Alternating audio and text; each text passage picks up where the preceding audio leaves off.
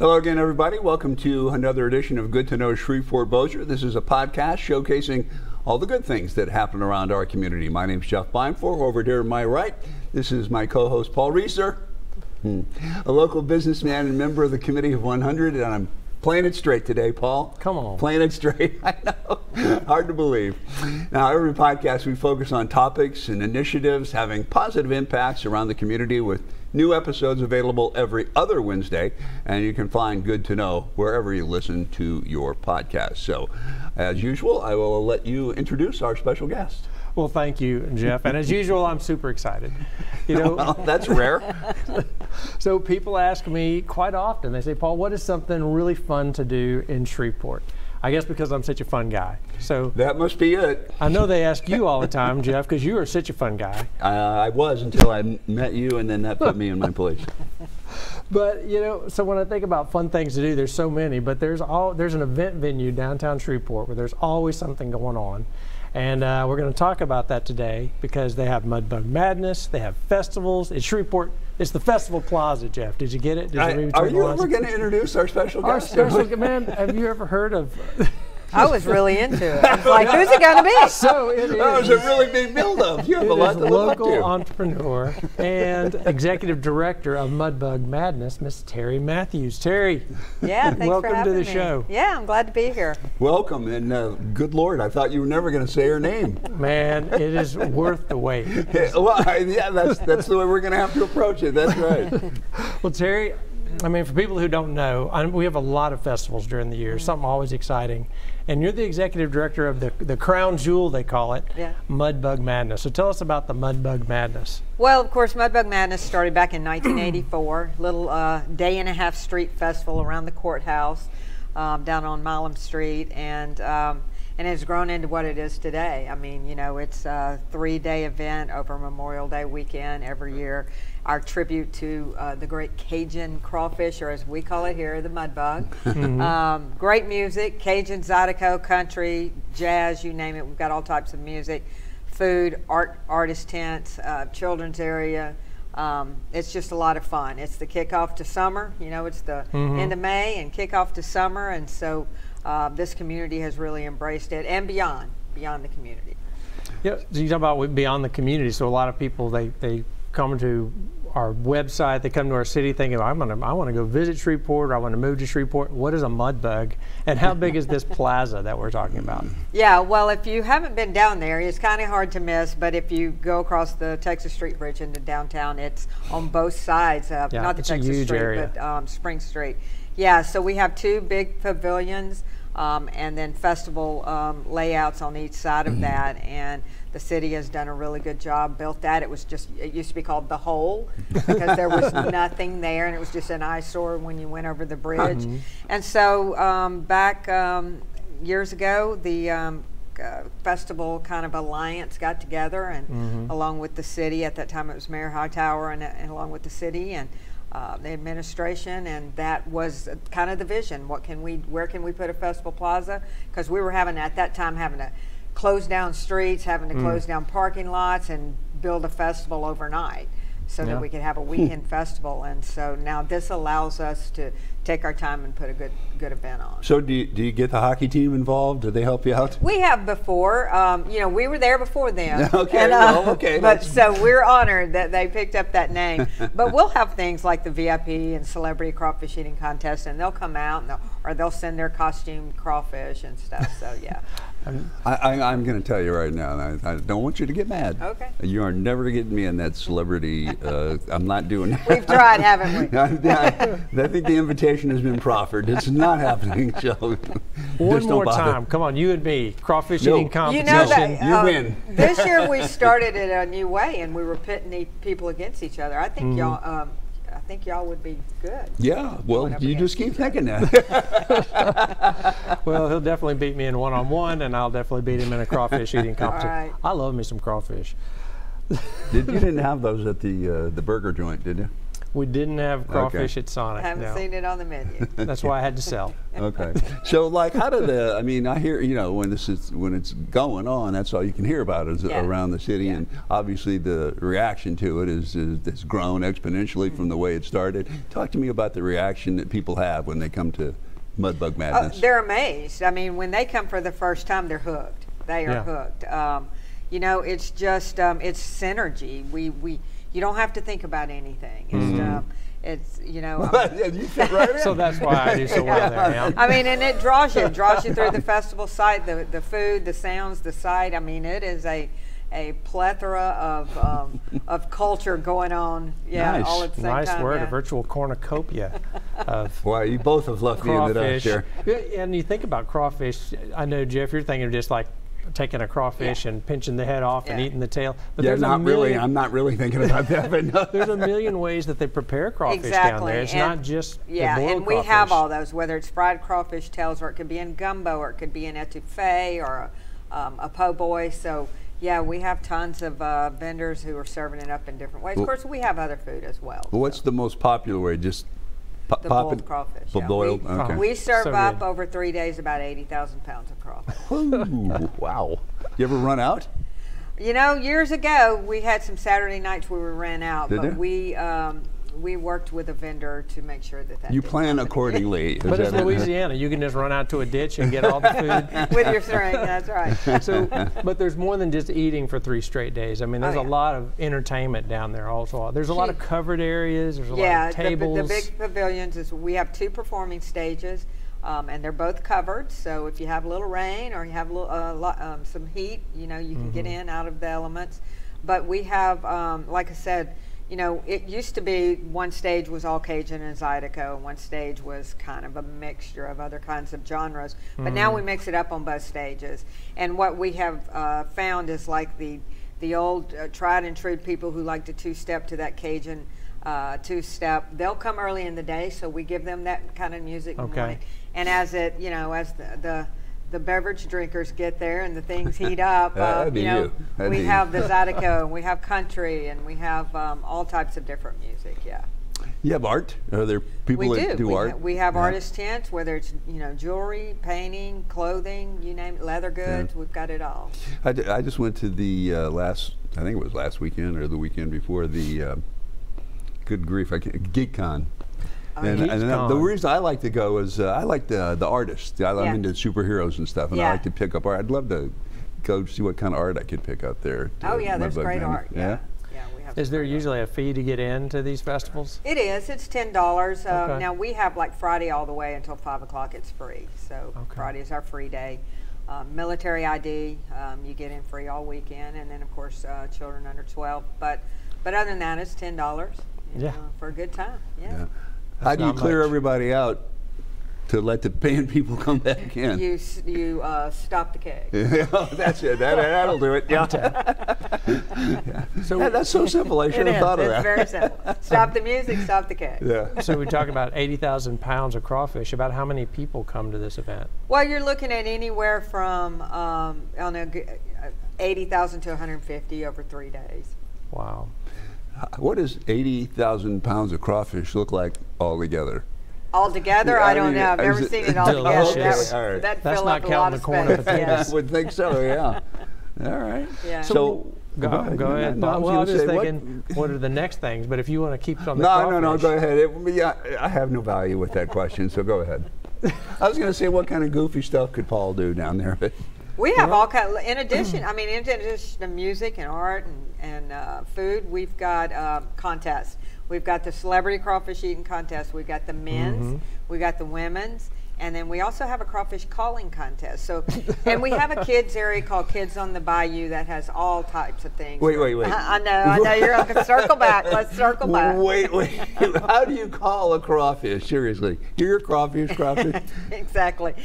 We just let people. It's free for all. We just let people get up there and do it all. We opened it up now to kids, so we kind of keep it, G-rated. We try to keep it G-rated. We used to, years ago when we started this, you'd have to do a distress call and you have to do a mating call. And now we just say, just do a call. Just do it, yeah. Just go. Okay. So the little kids have a lot of fun with it, but so do the adults. Do they? Yeah. Yeah. I imagine they do. Did any particular calls stick in your mind? Oh, there's lots of them, but I can't emulate them. I got it. Okay. All right. You ever get any real Cajuns come up and? Oh yeah. We get the Cajuns trying to put everybody in their place. But you would be surprised at the states that people come from. Alaska, Pennsylvania, well, throughout the United States, we have groups that plan their vacations around coming to Mudbug. So it's a lot of fun. What I have found during the men's crawfish eating contest, especially, the majority of the entrants are not from Shreveport. They're from all over. Oklahoma, Arkansas, Texas, yeah. So. Interesting. Is it the crawfish itself is the big draw for them? I think it's the crawfish, but also just think it's everything. You know, like I said, it's just everything together is just kind of a fun thing. So how many years have you been doing this? You said 30. 30 years. So what are the plans for the next 30 years? Yeah, well, no, but yeah. Well, now this year you got a promotion, so to speak. I got a promotion. Yeah. I've been volunteering as chairman for 30 years. And then this year when our director retired to stay at home with kids, then the board said, why don't you step in and do what you've been doing, and we'll write you a little check. And so that's kind of how I got the director title for starting this year. But it's a lot of fun. I tell you what, we have a committee that has been together for years and years. Of course, we always looking for new, and we've got some. Well, that's what I was going to say. I mean, I'm sure you're planning for future. We start immediately after. We have a critique session. The festival's in May. We critique in June. We take July off, and then we start again in August, and it's on, yeah. What? Give me an example of, like, after this past year's festival. What were some of the critiques that you guys came up with? Well, the main thing, and we make it all constructive critique, but the main thing is we have realized that we are all about food and music, and so that is what we're going to push is food and music. So we've always been trying to put new elements in, thinking that would up our game or whatever, but the truth is, tried and true, it's food and music, so that's what we're going to focus on. That's what attracts everybody, huh? Yeah. Okay, wow. People come from Alaska. Oh yeah, we've had them all. That's crazy. So 30 years as a volunteer, I mean, I can't imagine, they don't trust me to plan a birthday party. This is a year-long event. Understandable. Huge, 80,000 to 100,000 people. What is it that has drawn you to volunteer to continue to be a part of this every year? When I started years ago, 30 years ago with the Mudbug Festival, I just fell in love with it. But what I fell in love with most was how the community embraced it, whether it's the people who come, whether it's our contractors, our vendors who are local and they support it, and they will go the extra mile. I mean, they'll give you this and then top it with this. The city has embraced it. The businesses that are sponsors and partners in it, like Swepco's our title sponsor, but we've got many other sponsors, and we don't want them to just write a check. We want them to come be a part of it, and so we work really hard about it. Well, you touched on my next question was going to be what's important for your festival to thrive? What kind of partnerships do you have to make it a success? Well, obviously, it's all of those partnerships. As y'all know, as everybody knows, things are getting more expensive, so we have to make more money in order to continue to put on a quality event, and so those partnerships are very important to us. Well, the Festival Plaza really is a beautiful venue. I mean, it's well kept, it's clean, it looks modern, and the city doesn't pay for all that, right? Well, no, the city maintains it, but we've been blessed. We've made money, and so we have at times been able to put money back into it. Like we, 2 years ago, put some capital improvements in there. The big signature festival tower, we had it repainted and refurbished and relit, because when you cross on I-20, that's what you see. It's kind of a gateway going into Shreveport, to downtown Shreveport. So we want to be proud of that. We want people to see that. And then of course there's other festivals down there as well. So so we want to partner with them to maintain it and keep it well attractive as possible. Well, they said y'all take July off, right? We take July off. So July's over, so we have already started. Yeah, but you know, we produce other events. Mudbug Madness produces other events. Right now we're working on Brew, which is the signature beer festival. It was the original beer festival here in Shreveport Bossier. Of course, now there's smaller ones now that we have all the brewing companies and things like that. But we were the original one. This it's coming up in October, and we produced that with the Rebel. It's a partnership, and so it's been a lot of fun. It's brought us together. And then in March, we just did our first Patty in the Plaza festival. Town Square Media had it years ago, and then they dropped it, and we picked it back up, and it was a huge success, so we're going to keep going with that. Patty in the Plaza. So explain that one. What's that? It's the St. Patrick's Day Festival. One day festival. A lot of Irish Cajuns. Yeah. Come to that one. Yeah, I'm sure there are. Yeah. And then there's a beer keg around. Then we contribute to Rockets Over the Red, which is the big fireworks. We started that. Downtown Shreveport Unlimited is actually our nonprofit organization that produces Mudbug Madness, and DSU started that years ago. That Rockets Over the Red Festival. The Tourist Bureau has it now, but we assist them and support them in putting that on. All these festivals are kind of neat. I mean, but each one has their own separate identity, I guess, right? Their own thing. You guys kind of have to work to make sure there's a distinction between one and another, well, right? obviously, you know, Mudbug. Right. That's our distinction. But like the Rebel, it's all about art and and music as well. So, but yeah, there's plenty more. So they kind of spread out across the year. So what does Brew look like? Is that craft? Is that all the local breweries? It's both. We have the local distributors that come in with their imports and things like that, their imported beer.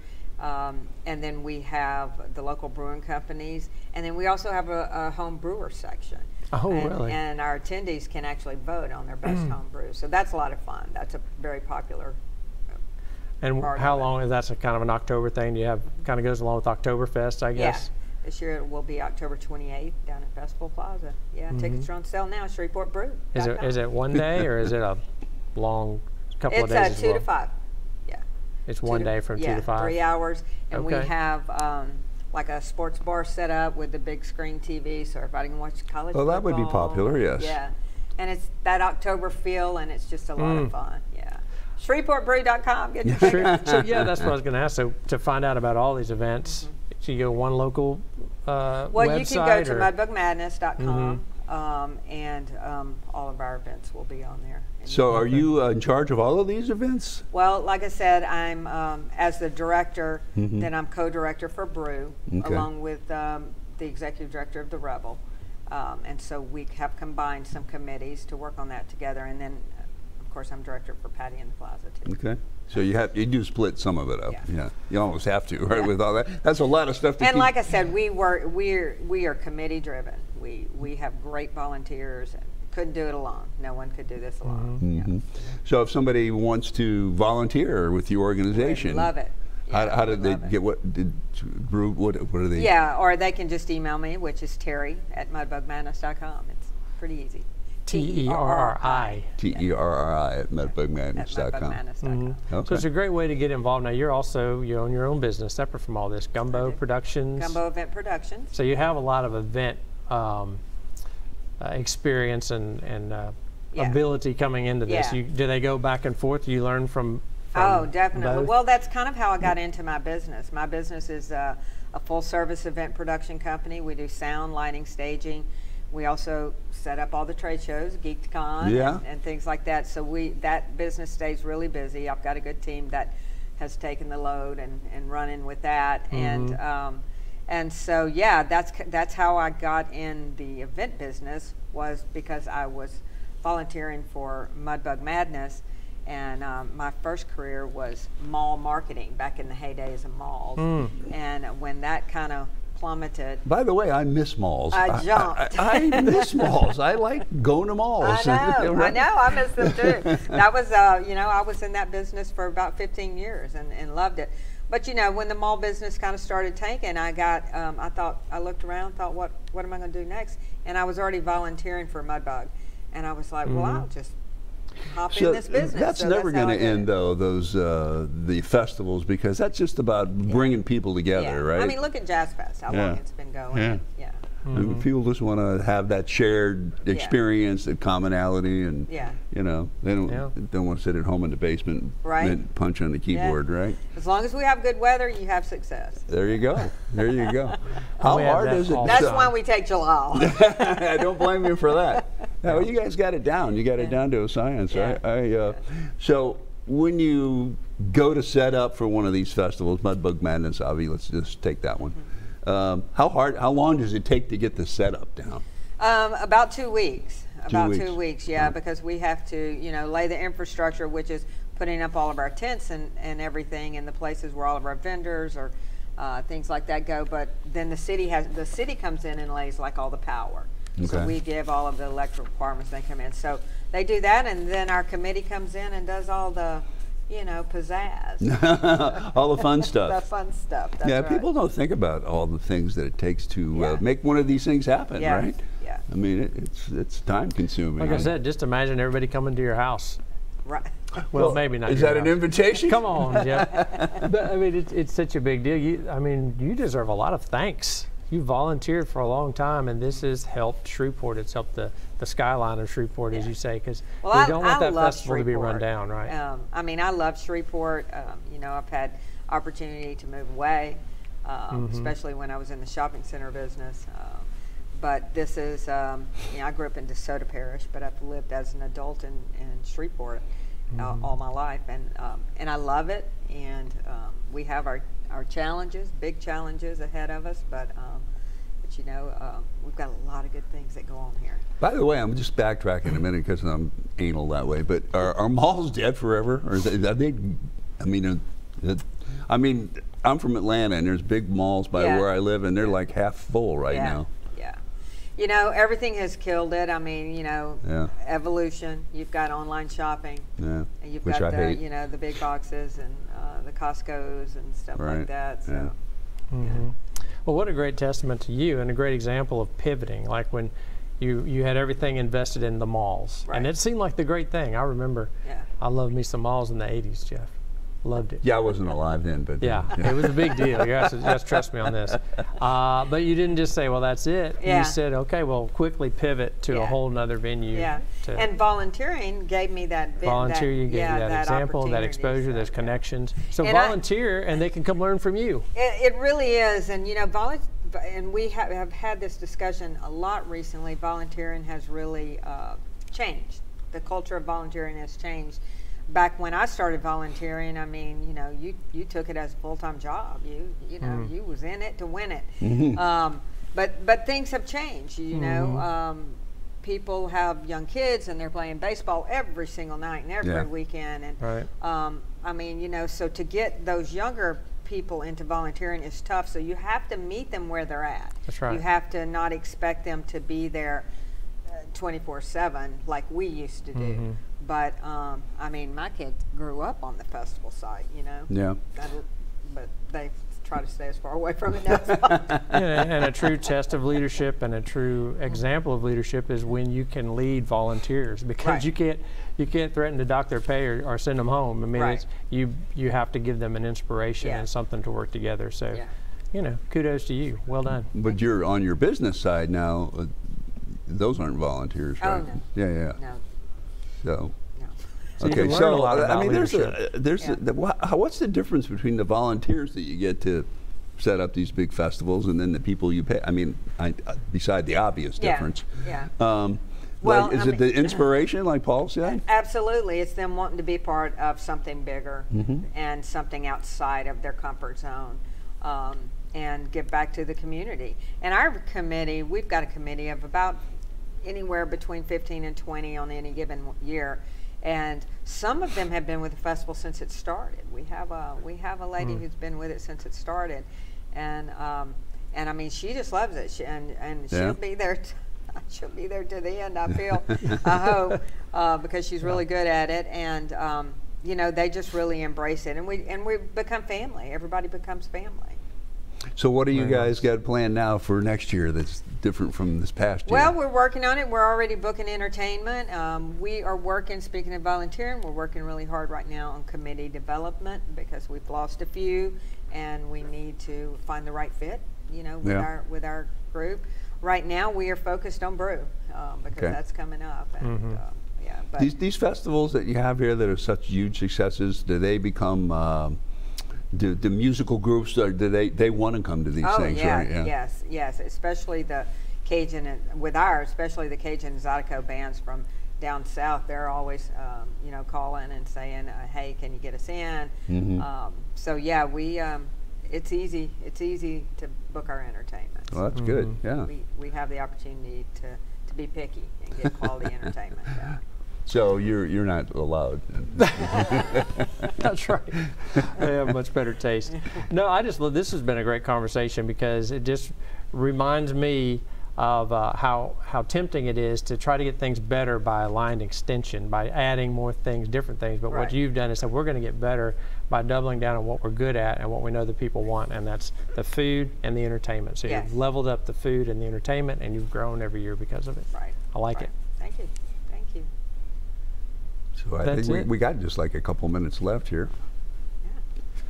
Give us some more info. What should we have asked you that we haven't asked you? Yeah, well, the other thing after brew, we'll be focusing on Rockets Over the Red, and even though that is spearheaded by the Tourist Bureau, it does take up it does take up some of our time. We have invested in lighting, Christmas lighting that the city has installed. We purchased the lighting; they have it installed. And so we've helped with that. It's all in downtown. That is our goal. And like I mentioned earlier, we are actually Downtown Shreveport Unlimited. That's our nonprofit organization.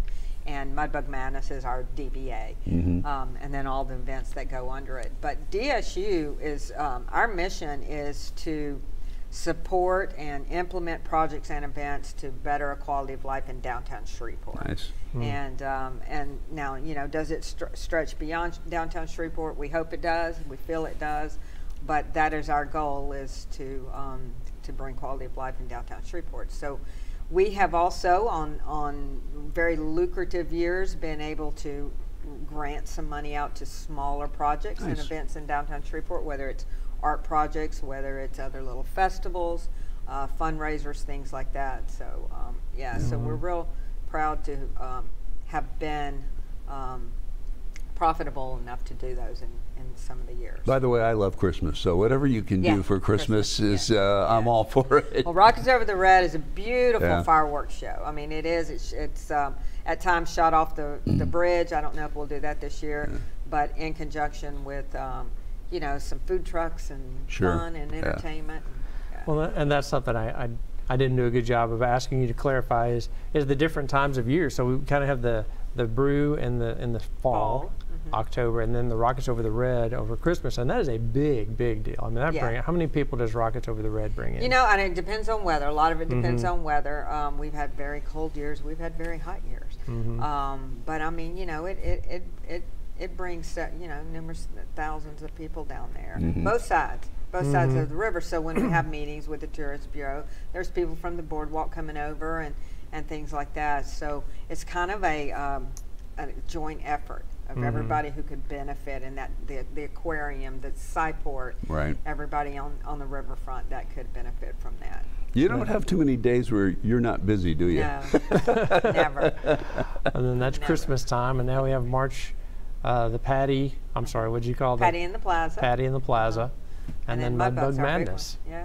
And then start all over. All right, well, but every year I'm exhausted just hearing about all of this stuff. Well, I'm hungry just hearing about it. Well, I'll have a hamburger, but I'm not eating those Mudbugs. I'm not doing that. I'm sorry.